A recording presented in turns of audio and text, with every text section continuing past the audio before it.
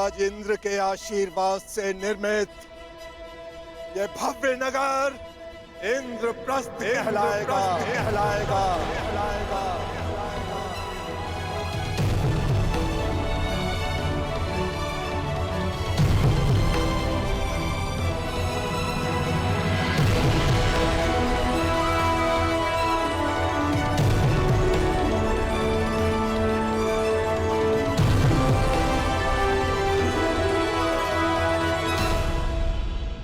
मैं ये इंद्रप्रस्थ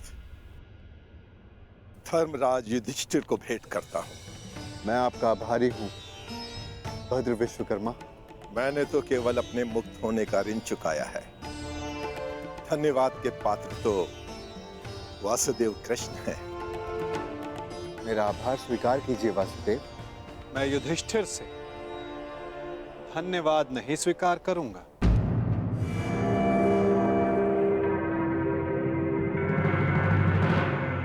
क्यों वासुदेव? क्योंकि मुझे सम्राट युधिष्ठिर से धन्यवाद लेना है। समय आ गया है कि आप राजसूय यज्ञ संपन्न करके सम्राट की पदवी पाएं। धर्मराज, यज्ञ का संकल्प लो। आर्यव्रत के समस्त राजाओं को निमंत्रण दो। मैं चाहता हूं कि संपूर्ण आर्यव्रत आपका प्रभुत्व स्वीकार करे।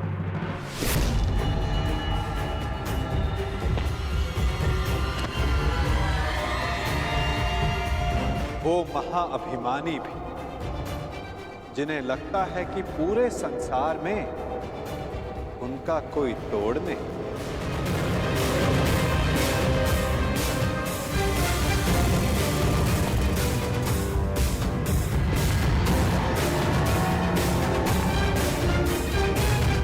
वो जो वरदान के दम में सबको श्रापित समझते हैं।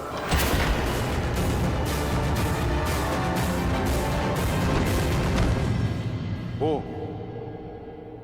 जिनका प्रारब्ध इस राजसूय यज्ञ से जुड़ा है।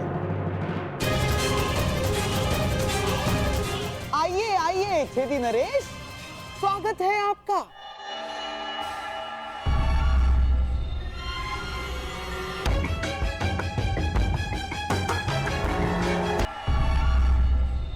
शानदार नरेश, टूटी टांग के लिए चिकित्सक से परामर्श ली या अब भी बतख की तरह खिला के चलते हैं?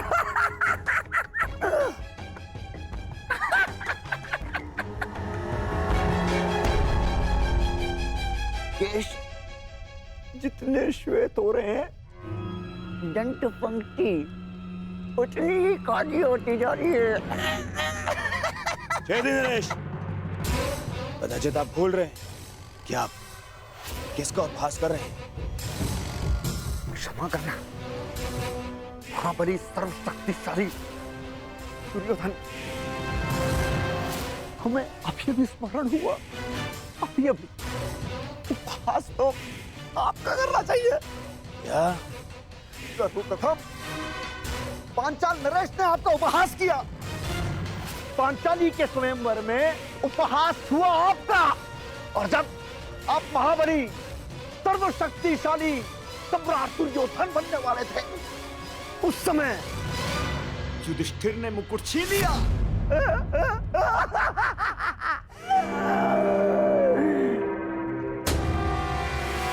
और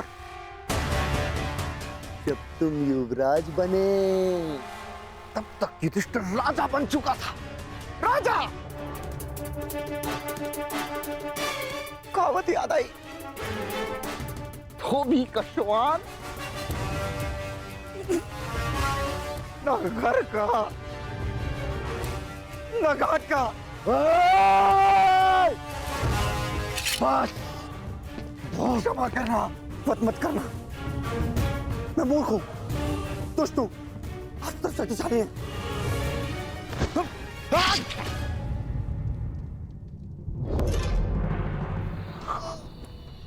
क्षमा करना।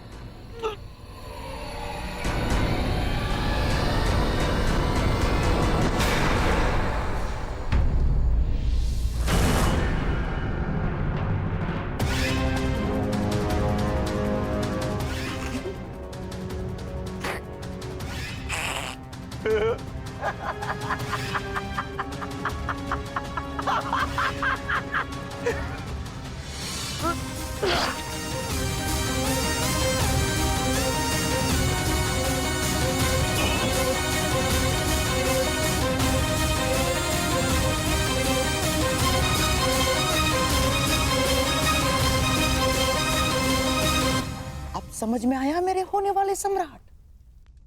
मैंने छेदी नरेश को अकेले में मिलने के लिए क्यों बुलाया? इन्हें वरदान है, वासुदेव कृष्ण के अतिरिक्त इन्हें और कोई नहीं मार सकता। हाँ, और वासुदेव कृष्ण भी इनका वध तभी कर सकते हैं जब ये उनके समक्ष 100 अपराध पूर्ण ना कर लें।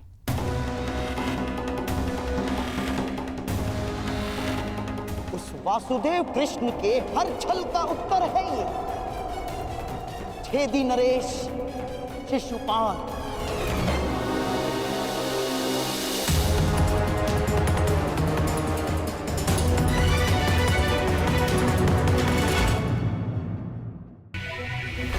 ये माया महल है वासुदेव।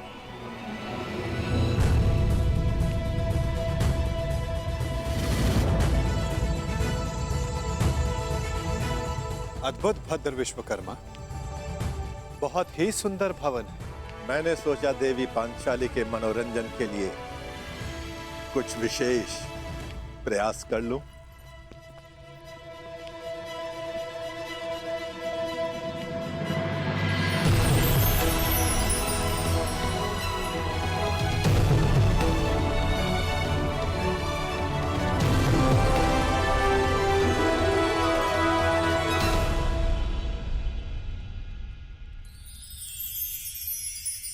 यहां जो जैसा दिखाई दे रहा है वो वैसा कदापि नहीं है।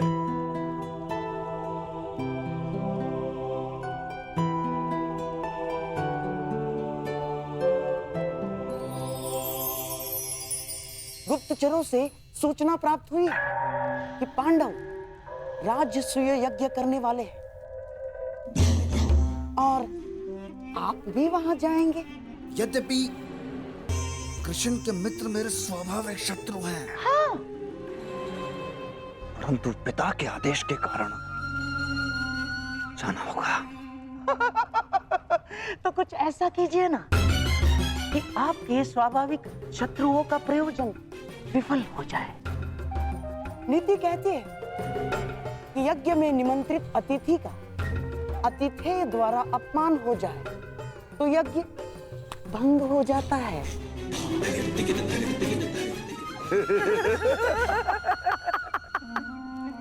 शिशुपाल, ये तो अत्यंत सरल कार्य है। गांधार नरेश, आपने तो वो कार्य बता दिया जिसमें मुझे सर्वाधिक आनंद की अनुभूति होती है। अपमान।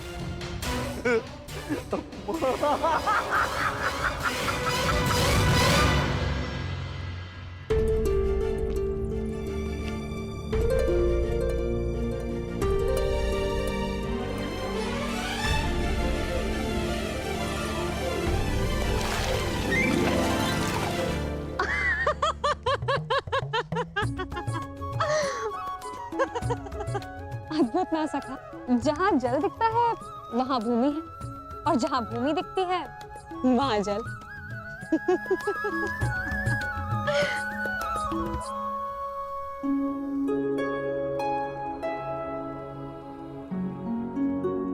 सखा, आप मेरे हाथ पर क्रोधित तो नहीं है ना? सखा हूं, क्रोधित कैसे हो सकता हूं?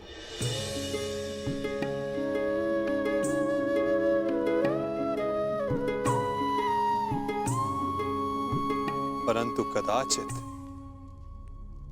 कोई और क्रोधित ना हो जाए। प्रणिपात माता, निमंत्रण भेजे जाने के लिए प्रस्तुत है।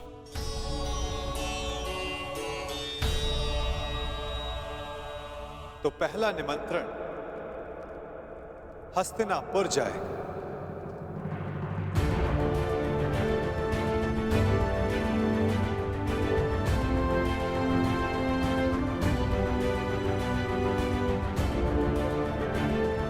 क्या हुआ पार्थ? कुछ व्यथित दिखाई देते हो। हाँ माता, शंका है कि क्या दुर्योधन यहां आना स्वीकार करेगा।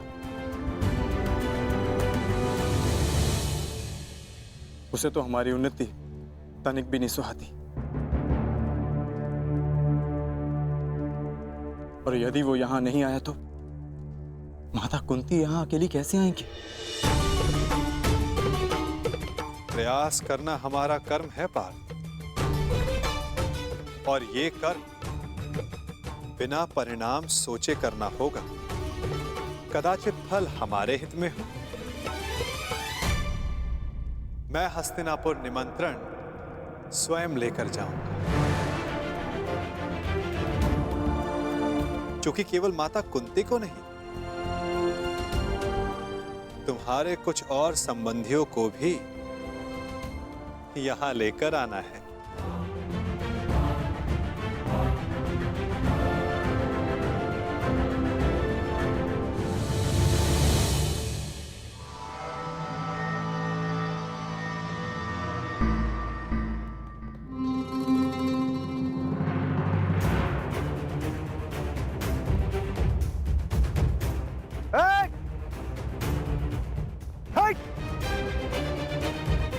देख नहीं रहे तुम्हारे समक्ष छेदी नरेश शिशुपाल खड़े हैं। तो छेदी नरेश, तुम भी जान लो कि तुम अंगराज कर्ण के सामने खड़े हो। तो तुम हो अंगराज कर्ण।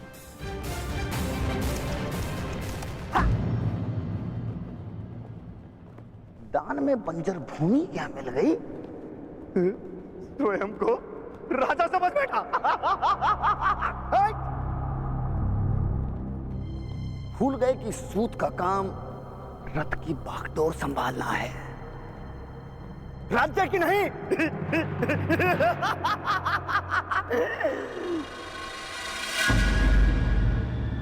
लगता है घर पर वचन देकर आए हो कि जीवित नहीं लौटोगे।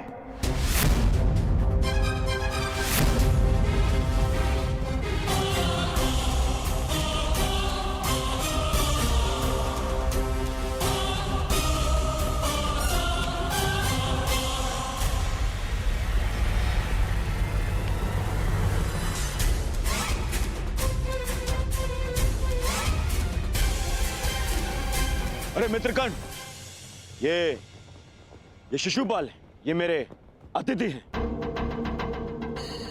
और मेरे मित्र भी, और इस नाते से आप दोनों भी मित्र ही हुए।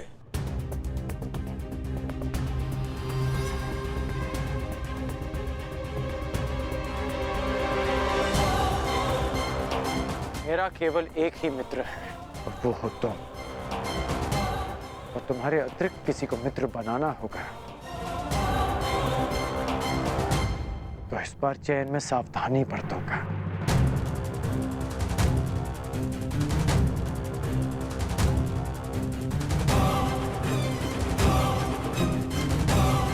अपने अतिथि को अतिथि की मर्यादा में रहने की चेतावनी अवश्य दे देना मित्र।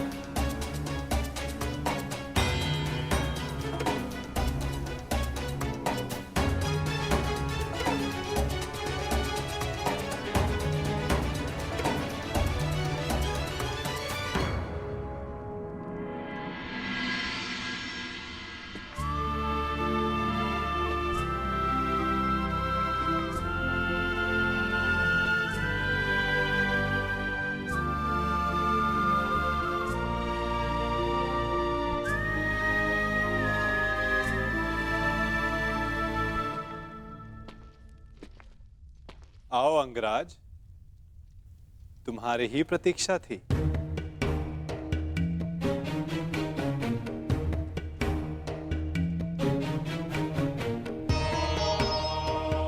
क्षमा कीजिए वासुदेव, मुझे ज्ञात नहीं था कि आप भी यहाँ हैं। कोई समस्या नहीं मित्र।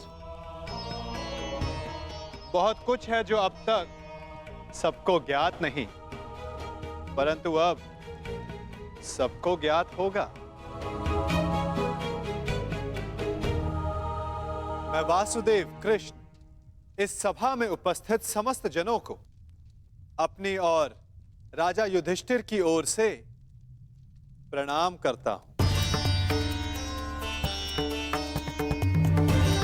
और उनकी ओर से आप सबको निमंत्रण देता हूं। कैसा निमंत्रण वासुदेव? अपनों को निमंत्रण आनंदो उत्सव के लिए ही दिया जाता है महाराज। आपने हस्तिनापुर का एक भाग खांडव प्रस्थ पांडवों को दिया और उन्होंने अपनी परिश्रम और योग्यता से उसे महान इंद्रप्रस्थ में परिवर्तित कर दिया।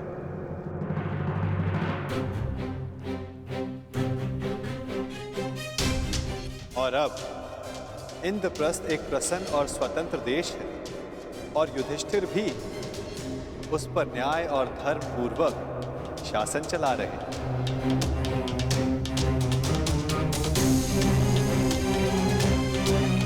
मैं हस्तिनापुर को बधाई देना चाहता हूं कि धर्मराज राजसूया यज्ञ संपन्न करके चक्रवर्ती होने जा रहे हैं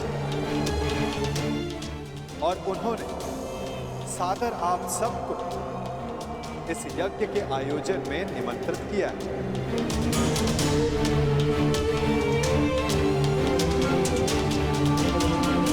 आपके प्रति उनके आदर का अनुमान इस बात से लगाया जा सकता है कि उन्होंने किसी दूत के स्थान पर स्वयं मुझसे आग्रह किया कि मैं आप सबको ये निमंत्रण दूं।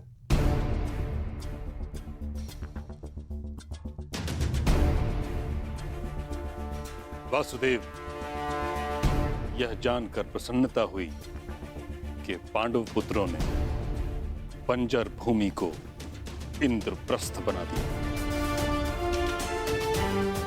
महाराज, इस समारोह में हमारा सम्मिलित होना आवश्यक है।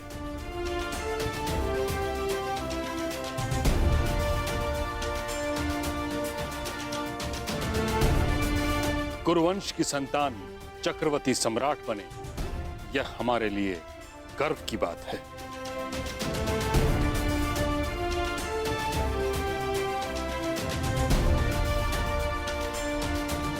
ये कुरु परिवार के लिए अवश्य गर्व की बात है ताचरी,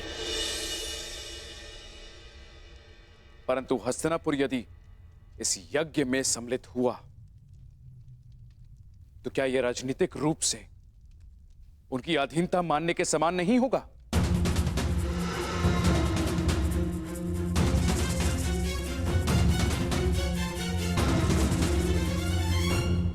मुझे आश्चर्य है महाराज, आपके मन में यह विचार आया कैसे? पांडव भी आपके अपने पुत्रों के समान हैं। फिर हस्तिनापुर और इंद्रप्रस्थ एक दूसरे से भिन्न कैसे हुए? पांडव सदा आपका परिवार रहेंगे और आप सदा उनके ज्येष्ठ पिताश्री, जिनकी माता ने परिवार के मान के लिए इंद्रप्रस्थ में नहीं अपितु हस्तिनापुर में रहना श्रेयस्कर समझा, वो पांडव आपको अपने अधीन बनाने का विचार अपने मन में कैसे ला सकते हैं? फिर भी निर्णय आपका है। आप चाहें तो पांडवों को अपना मानकर उन्हें आशीर्वाद दे सकते हैं,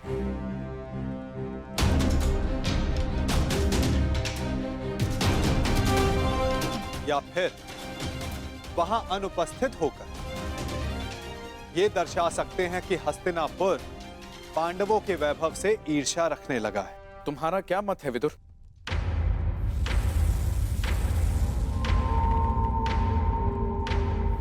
मेरा मत है कि यज्ञ में जाना उचित होगा।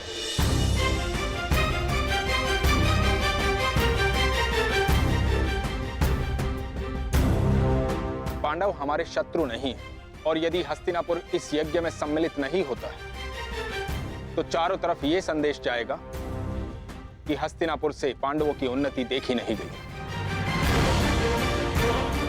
और यदि किसी कारणवश राजा किसी आयोजन में सम्मिलित होना अपने पद की गरिमा के अनुकूल नहीं समझते तो युवराज को भेज सकते हैं।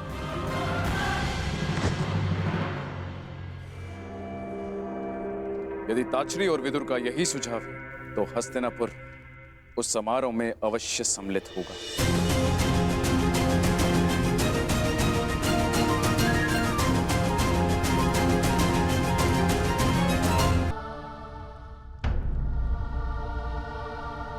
क्या हुआ अंगराज? प्रतीत होता है कि आपको इसमें कोई आपत्ति है। निमंत्रण आपके लिए भी है। नहीं वासुदेव, मैं उस यज्ञ में भाग लेना उचित नहीं समझता।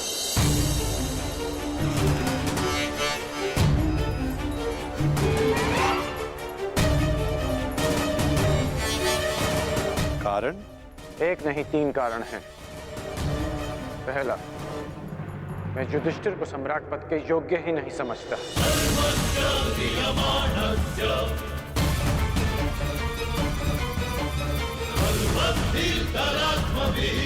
दूसरा, मेरी दृष्टि में युधिष्ठिर युवराज दुर्योधन से उत्तम शासक नहीं है।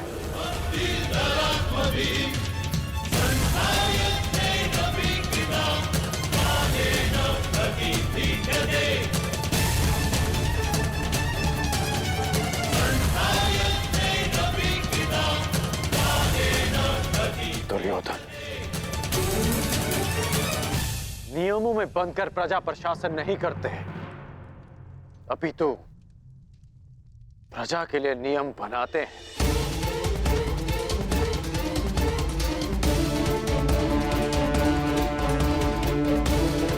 और मुझे पूर्ण विश्वास है कि मेरे मित्र के राज्य में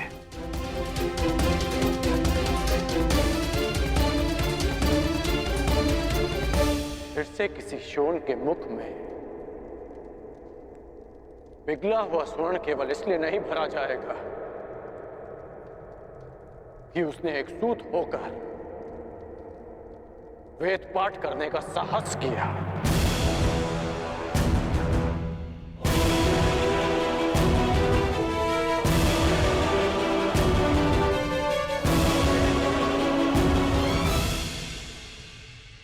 और तीसरा और सबसे बड़ा कारण, मैं धर्मराज के परिवार का सदस्य भी नहीं।